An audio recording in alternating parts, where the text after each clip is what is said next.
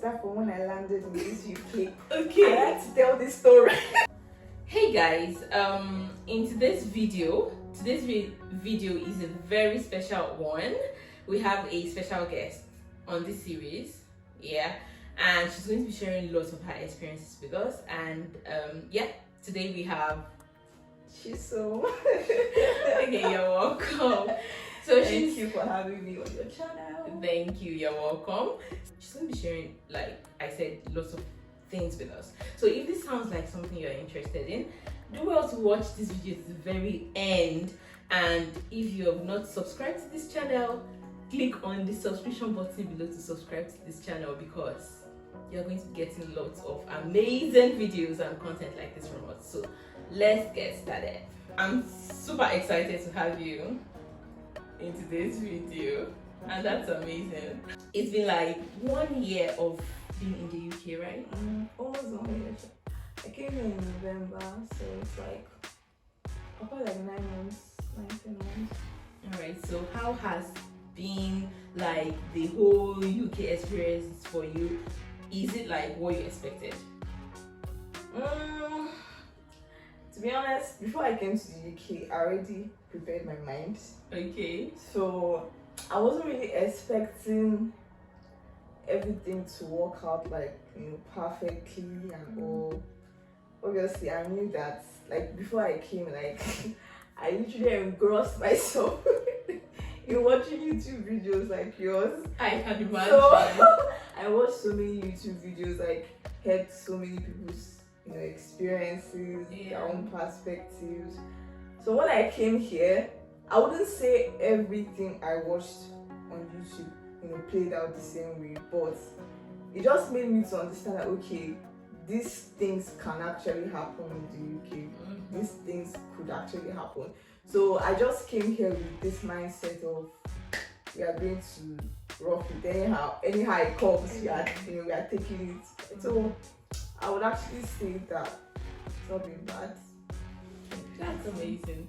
That's wonderful. Yeah. So since your stay in the UK, have you like had any like shocking kind of experience? Like, should I say bad experience? Let's start from when I landed in this UK. Okay. I like to tell this story. Okay, yeah, because see, before I came to the UK, I always heard, this whole perception we have that, oh, okay, these people are so cool, they're so nice.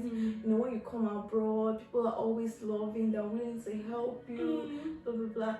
I'm not saying that's not the case, right? But one thing I know about the UK is that every city you live in you always have a different experience.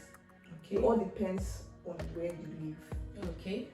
If you live in London, you might find Londoners different. If you live in Hull, you might find it different as well. So I came with the whole perspective of, oh, these people are nice. And then I came with bags. I had like almost like 3 or 4 bags when I landed in the UK.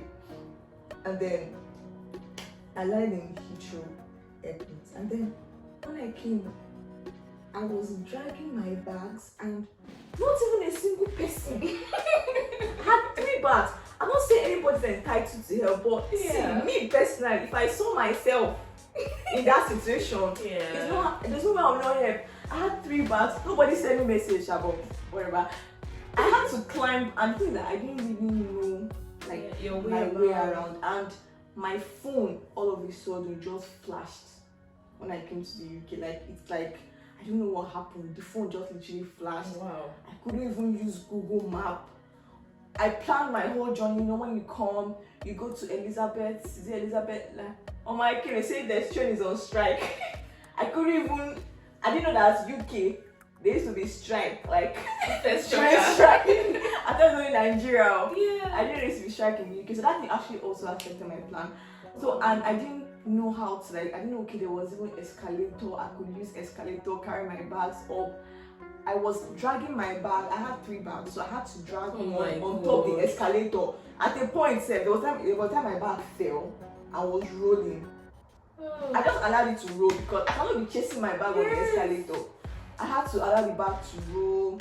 I had to come down, pick up the bag, go up. There was even a time when, because I was going down, picking up the bag and coming up, some bags were left unattended to, and I did not realize I was in London. Luckily for me, there was this guy that was like, who has this bag? Who has this bag? Then one security guy now came. I was like, whose bag is that? I told him it's my bag, it's my bag. I said, no, don't leave your bag like this next time. This is London. And if you leave your bag like this next time, we are going to confiscate it and you will not see it again. Wow. You get? So like no single person even like bothered to even help. Because the thing is, London is a very busy place. Yeah. Everybody is running. I couldn't even find somebody to ask, where am I going? Because you want to ask somebody, this person is running to catch a train. How do you even approach somebody when everybody is like all over the place? So like that was one of the major like misconceptions I had. I felt like, okay, when you come here, everybody's all loving, helping and everything, which is true for the most part, but the thing is, it all depends on where you stay. If you stay in somewhere like London, I heard London people now. Some other places are nicer. So like that was like one of my first misconceptions, and I guess I suffered for it. But eventually, on the good side, there was this Nigerian guy. Yeah.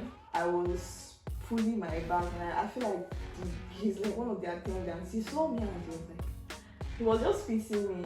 Yeah. He not told me that only I can get trolley. Because I couldn't find trolley there. Like when you're leaving the airport, you have to drop the trolley. Couldn't find trolley. So he now told me he showed me where to get the trolley. But then I had to slot in coin to bring out the trolley. And I didn't have coin. Exactly. All I had was cash. But the guy brought out his own money and put it inside there for me. Wow. I told him, okay, what should I give you £5 cash? So you just give me coin so I can pay. He said, no, don't worry, just take it and go. I know it's £1, it's like it's small money, but like what that guy did for me, oh my god, it's just maybe it just compensated me. Okay, well maybe out of the 1,000 people in London, there's one good person. So that was like one of my horrible experiences. Go. Wow. What an experience. Wow. That's nice. So with all of these things, all of the ups and downs and everything that you've had in the UK, do you regret coming to the UK? Do you regret your decision to come to the UK? Okay, no, I don't regret coming to the UK because first of all, when I see the situation of things in Nigeria now, I thank God I came when I did. Oh, because the truth is, like, some people just feel like, okay, when you're in Nigeria, as long as you have money, you can have everything sorted out, you do this, do that. Yeah. But like, there are so many other things that you need to think about. Okay. Things like your security, the fact that you can actually go out, come back, and you're not scared. Yeah. Like back when I was in Nigeria, right, I barely slept. Like whenever I'm traveling, I can't sleep on the bus because I had an experience, like a near accident experience, and ever since then it's been so hard for me to actually sleep because I'm always worried, okay, what if this happens? And this was before the carelessness of the driver, obviously. Like I sleep on the train when I'm traveling, and I don't have to worry about, okay, somebody coming to attack me or carry me, even on the bus. Yeah. Like there's just this peace of mind, especially when you're staying in a very safe seat. Obviously, there are places that are not like safe, but for the most part, you have the choice. You can actually stay in a very, very safe place and you'll be okay. Secondly, everything you're doing here, everybody will expect you last time. Like nobody will just come and begin to waste your time on it because here, time is money, and you work efficiently. So when you have a job, you're expected to do that job and put in the work in doing that job because you might think nobody's watching. Sometimes you be at work, you're pressing your phone. Here, when they say you're working, you're actually working. Yeah. So when you go to somewhere and you want somebody to get something done for you, they won't waste your time. Like they'll actually do that thing for you. Do you want to pick up a package? Go there, they'll scan your QR. For sometimes you don't even need a human being there. Just go there, scan your stuff. Your character, your stuff probably just come out from a trolley. 2 minutes, you're out. Yeah. In Nigeria, if you go to pick up your package and you go to somewhere like Christmas, and if I will ask you, give me your number, the person that's supposed to help you and find that package, the person will be walking up and down, you'll be wondering, where is this thing going? Like, why am I here for 20 minutes just so that I can pick up a package? Next thing, I even come and tell you, auntie, you're still here. What? You say, I gave you my this thing to do for me. Oh yeah, sorry. Like, it's like some things, like, it depends on the kind of person you are. If you're the kind of person who likes sanity, who wants to follow the rules, who wants to do the right thing, who doesn't want to jump the queues, you know, if you want to actually live like a sane life, I call it sanity because this place will give you some sanity. They actually have this trust-based society where they trust that people actually do the right thing. Cameras are watching you. You think there are no cameras, but cameras are watching you. A lot of things are put in place to ensure that you follow the rule. With time, you begin to just follow the rule. You learn to follow, and it becomes a subconscious thing. So when you come here, it's a trust-based society. You can enter the train. Nobody even scans your ticket. Nobody even asks you for a ticket. You go from one destination to another destination. Nobody will ask you for your ticket. Sometimes. But it's not every time. Sometimes that has happened to me recently. When I went to a place, there was no train attendant on that station. I think it was just a very small town and everything. Nobody checked my tickets. So if I actually wanted to, cheat the system, I could have done it. But because this is a trust-based society, people learn to do the right thing, even when nobody's actually watching them. There's so many things you need to consider. Consider if you have kids, consider the kind of education your kids will be getting. As you're writing an exam, your transcript is uploading. Download it. In Nigeria, just to get transcripts, you will call. First of all, you apply online. They'll tell you apply online. When you apply online, the next thing, you have to now follow up and be disturbing the secretary. Oh, I've paid. I've not seen my transcript. Secretary will now shout for you, and tell you, you have to, bring something now. Bring something. Your people don't want this to come out fast, and when they notice they are desperate, they just take advantage of it. The fact that this place is advanced, like everything is just, Samsung, it's just really nice, to be honest, and actually not regretting anything. Okay, that's like amazing. The next question is, okay, so you've been in the UK now for almost a year, and you've had like some experiences with job hunting, getting accommodation and stuff like that. What is your advice for people that are planning to come to the UK or people that just arrived and are like looking for how to like settle down? Okay, so I'll just give you like from my own personal experience. So like when I came to UK, I actually booked my accommodation for Airbnb nearly 6 months. Wow. Even more before I came. And obviously I did it with faith. I don't even got my visa or anything. But I did it with faith because I was like, okay, what's the worst that can happen? You have the right to cancel and get a full refund. If you do it, I think if you cancel about a week before your actual date, you can get a full refund. And because of that, we got like a very, very good deal. We're able to book the Airbnb way in advance, and it was way cheaper. So even when we didn't get accommodation, like we didn't get accommodation for like 2 months, to be honest, it wasn't easy. But we couldn't get accommodation for 2 months. But the money that we are paying for the Airbnb was almost the same thing you'd be paying if you are in an accommodation. It was around the same thing monthly, because we obviously booked way in advance. So we got that at a very, very cheap price. And eventually, we got to negotiate with the Airbnb. So that's actually possible. So don't think nothing is written on stone here. Just come here. What's the hotel? You can't negotiate, but we give it a shot. Humans, right? Yeah, see humans, give it a shot. And you tell the guy, okay, you're going to stay here an extra 1 week, 2 weeks. Is he willing to subsidize the little? They actually reduce it for you a bit. Maybe not like 50% or anything, maybe like 10%. Just get it down for you.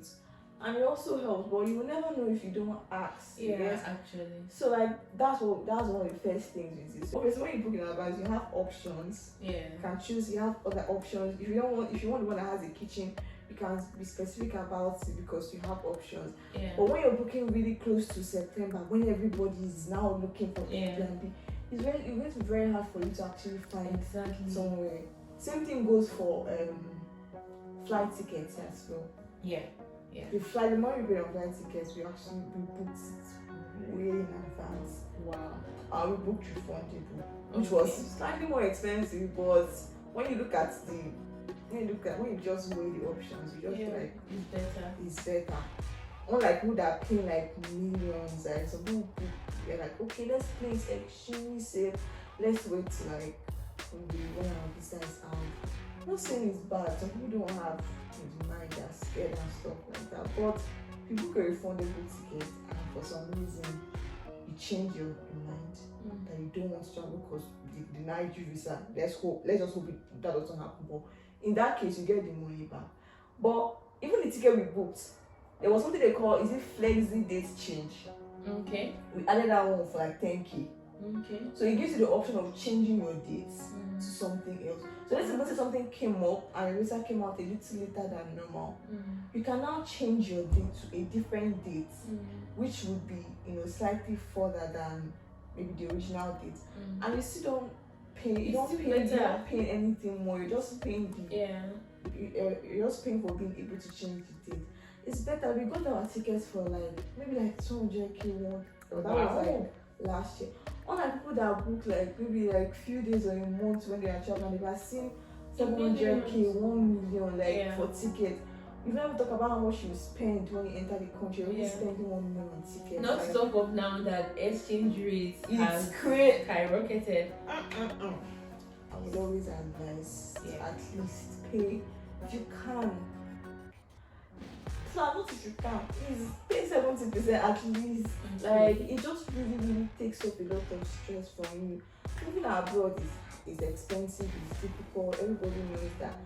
If you don't really have the money to move to the UK, maybe you should consider other countries, because UK is a very expensive place to move to, and it's also not cheap to live.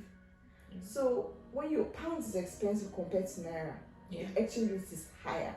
So you're obviously going to be spending more because your currency is way lower than pounds. So if you're spending in naira, right, it's going to be so expensive for you. So I would suggest if you can pay your school fees at least to a decent amount, so that you come here and you're not struggling. Okay, let's imagine worst case scenario, something happens. You come here, you don't get job as fast as you're supposed to get the job, and then you're spending all your naira on accommodation. God. Once the first few period of your settling in the UK doesn't go well, sometimes it doesn't happen to everybody, but that can actually kill your spirit. It's just make you begin to think, why did I even come in the first place? Is it worth it? Yeah, but when you plan well, the first few months you here obviously will be rough, but your settling in should not be so bad that you actually. I heard some people were even sleeping in libraries. We are sleeping in the school library because they couldn't get accommodation, they could not afford to keep paying for hotels or anything. It's rough, and it's going to affect you. It's going to affect you academically, probably affect you in so many other ways, that probably missing classes and stuff like that. It's not easy. So it's always good to plan ahead, know what you're coming to do in the UK, have a plan, have buffer in case something happens. You have some money to at least use and roll your body for at least the first 2-3 months before you stand on your feet. So you've heard what she said, at least have a buffer somewhere so that it will not shock you. Have a buffer, plan ahead, and be prepared before coming to the UK. The UK is not a place that you just stand up and walk so as if you are going to your backyard. With that, we've come to the end of this video. It was so amazing today having you on our channel. Thank you so much for coming. Thank you for sharing all of these experiences with us. We are super grateful. And if you found this video helpful and you've not subscribed to this channel, what are you waiting for? What are you waiting for? Please. We need to channel to 1,000 subscribers. Please. By the end of next month, please. Please like. If you love this video, please like, share, subscribe. Very, very important. Thank you. And if you have any questions, you can drop them in the comment section and we'll be more than glad to answer you.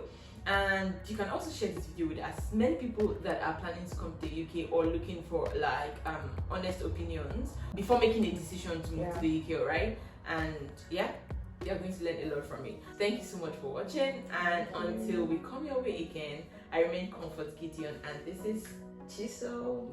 Bye-bye. Bye.